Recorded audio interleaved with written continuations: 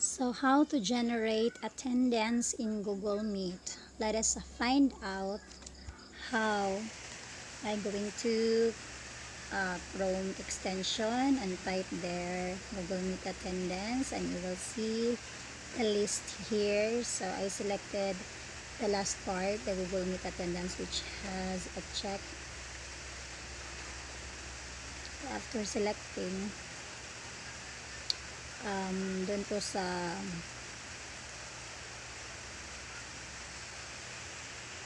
laptop mo po, yung sa ibabaw po, makikita mo po yung list. Ito po, pag na-download na siya, add na siya, yun po ang Google Meet attendance, yung may check.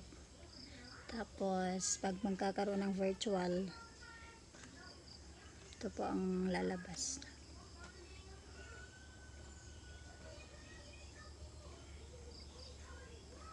So class list, ito po yung mga names, automatic na po yung mag-generate pag magkakaroon ng inyong meeting. So this is how it will look like po pag naka-save siya in HTML. So makikita nyo dito sa ibabaw.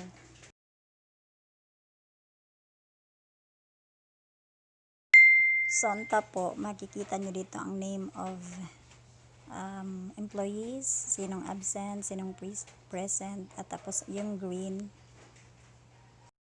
Yung green color po will tell kung kailan ka po pumasok na time or your time in. Tapos pag nagpuputol-putol po yan, ibig sabihin is, so bali pag nagpuputol-putol po yan, ibig sabihin yan is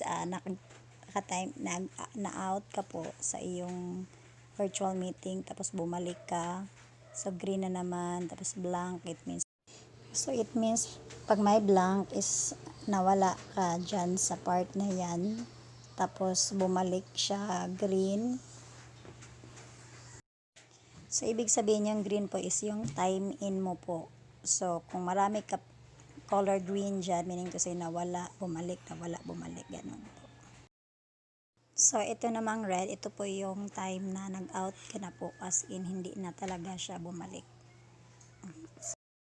So mayroon din itong Excel format. So ito po yung natatabunan na mga names po ng employees, tsaka time in, time out na po yung nakalagay. So attendance will automatically generate either HTML or CVC